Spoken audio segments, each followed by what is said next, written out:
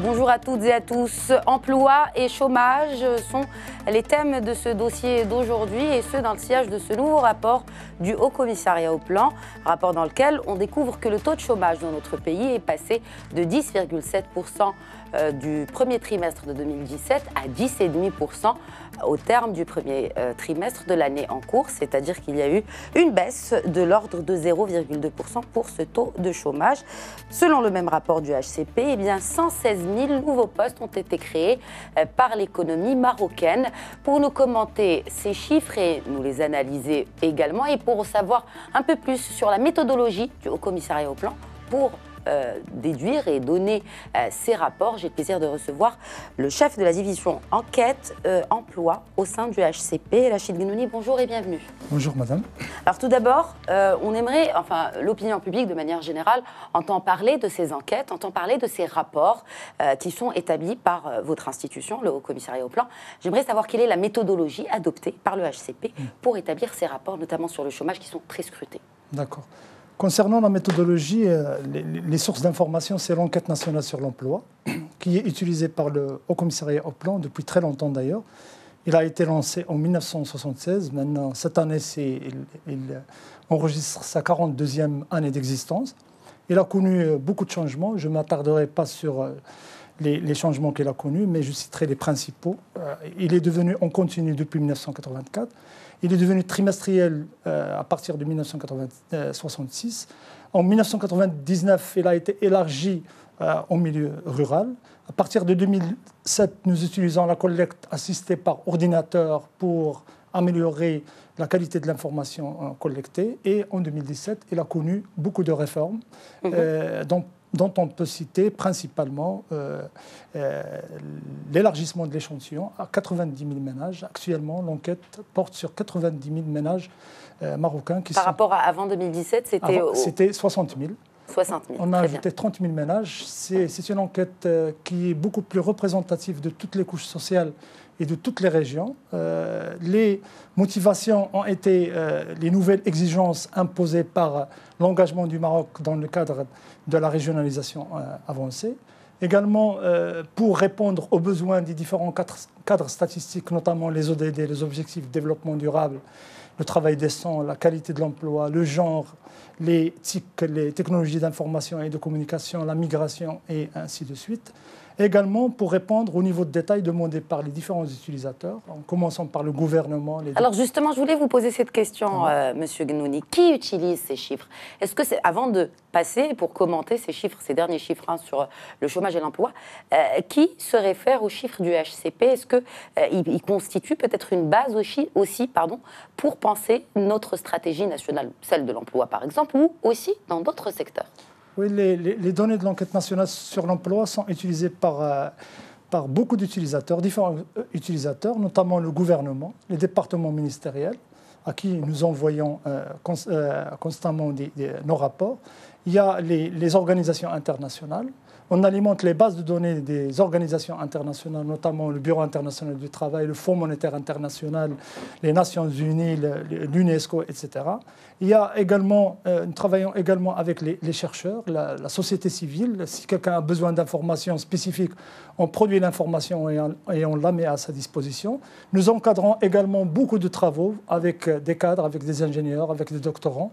Donc les informations sont utilisées également par des syndicats, par des associations professionnelles, et toutes nos informations sont sur le site du HCP et qui sont utilisées par tout le monde. Et une fois on tarde à mettre nos rapports sur le site, il y a beaucoup de gens qui nous sollicitent pour les mettre sur le site afin de les avoir et de les utiliser. Alors, passons à présent au vif du sujet.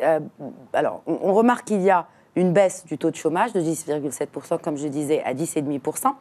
Mais est-ce que cette baisse concerne toutes les catégories? Donc on a déjà ce chiffre de 10,5%.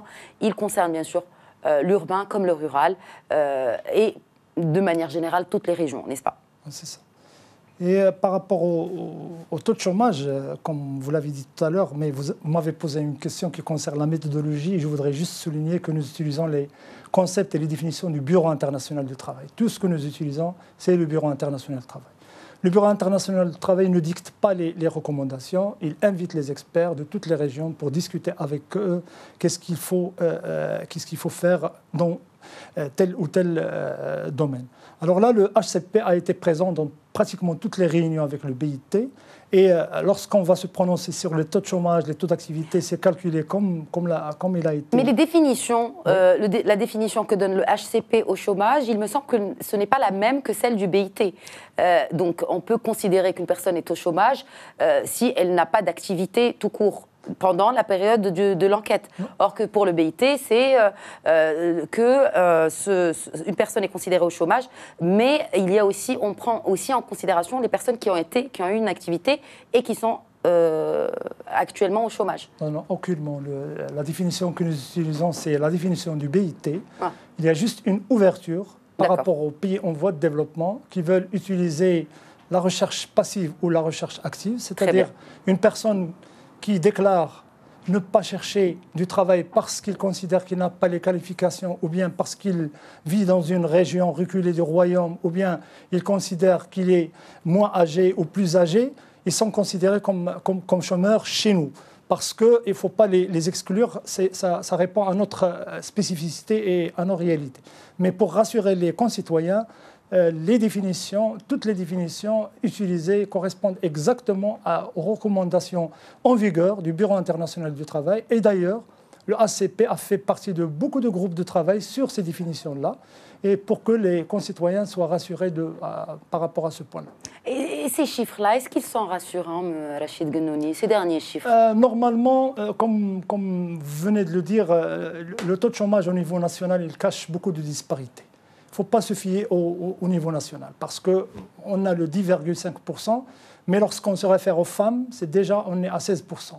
Aux jeunes, on est à 25%. Aux jeunes en milieu urbain, c'est 43,5%. Le taux de chômage, lorsqu'on va le percevoir auprès des jeunes diplômés, ça peut aller jusqu'à 50, 60, 70%. Donc les écarts sont énormes. On n'est pas les seuls qui sont responsables de ça. Tout le monde est responsable de cette situation. On ne peut pas pointer du doigt une structure ou une autre, mais on est tous responsables de cette situation. Et c'est d'ailleurs la raison pour laquelle le gouvernement a adopté pour la première fois dans son histoire ce plan national de promotion de l'emploi. Est-ce que vous pensez justement qu'au-delà de ce plan national de la promotion de l'emploi, Monsieur Ghenouni, il y a cet aspect très important de l'adéquation entre la formation professionnelle et le marché du travail. Et aujourd'hui, clairement, d'ailleurs ça relève d'une étude aussi du HCP, alors clairement, il n'y a pas d'adéquation entre justement la formation professionnelle et les chances de trouver un emploi. Justement, je ne dirais pas qu'il n'y a pas une adéquation, mais il y a une certaine inadéquation entre la formation et l'emploi. Et le but, bien évidemment, de cette étude, c'est d'élargir la sphère de connaissances autour du marché de travail. On a besoin de plusieurs informations pour pouvoir éclairer les décideurs publics sur la situation du marché de travail. Comme vous le dites, Madame Khadija, vous avez tout à fait raison. Il faut également voir, est-ce que ces gens qui travaillent, est-ce que le travail qu'ils réalisent correspond à leur qualification, à leur formation?